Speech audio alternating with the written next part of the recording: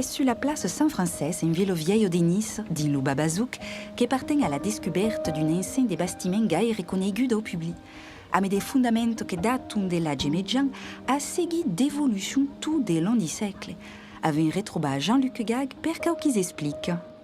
Tout à coup, est une enceinte de bâtiments qui lie la gleia, et la sua tour et d'arrière, et aussi au couvent à costa, et le déambulatoire, et puis naturellement, le palais communal, ils sont donc très aux 4 parties.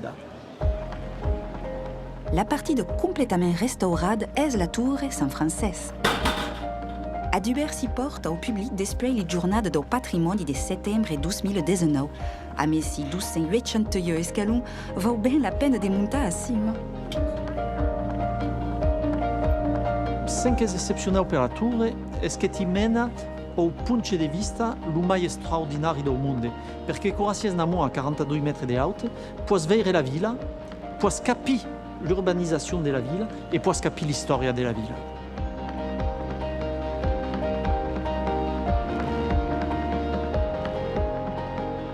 La tour Saint-Francès est também l'unique endroit où se peut mirar un panorama complet de Nice. Es ver que è un endroit extraordinario, sia in una gleia del secolo XIII. È stata bastita nel 1250 e fino alla Rivoluzione aquel endroit è restata la gleia dei franciscani e poi alla Rivoluzione è stata venduta come ben nazionale e poi è stata decoupata, deseparata, sono state bastite dei parei, dei bari e è divenuta un luogo d'abitazione, è divenuta una glaciera.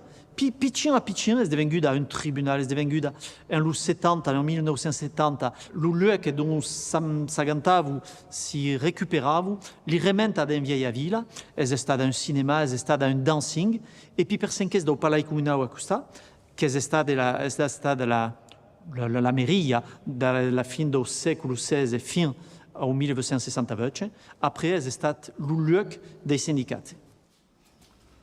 Avaient seguit Christelle Sola et Philippe Lenglet d'autant d'une visite d'un chantier de restauration per veire les avancées. Donc là, tu vois, tu as la structure métallique qui te permet de tenir la structure qui est ici, puisque c'est la seule restante. Donc le bâtiment est en sécurité. Ah, complètement. Là, tu as tout pour travailler sereinement quand tu es en dessous et qu'on puisse ouvrir au public sans souci. Parfait. Voilà. C'est un lieu extraordinaire parce que aqui est le dernier, est quasi le seul lieu que Cauguessian à Nice de l'âge médian. Si on est d'accord avec la conservation des monuments historiques, que le lieu mostrera en tout, fera la preuve de toute l'époque. Si c'est l'âge médian, si c'est le XVIe, si c'est le siècle XVIII, si c'est fin le siècle XX, qu'il y a les rimenta qui dentro. Donc toutes les traces si devono vedere.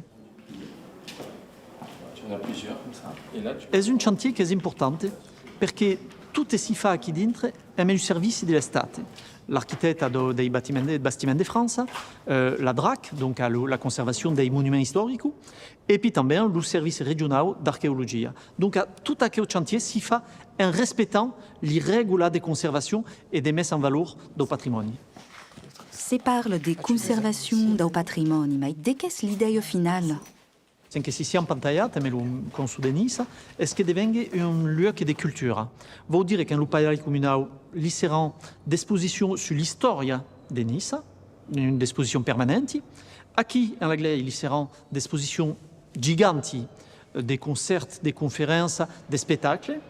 Et vuol dire que depuis 200 ans, avevamo oublidato qu'il y era aquella Gleia d'arrière, perché l'Unisart si remembrava pas que perché li sont des fenêtres, li sont des changements des foires, des théories, par exemple, qui font que l'Unisart si remembrava pas.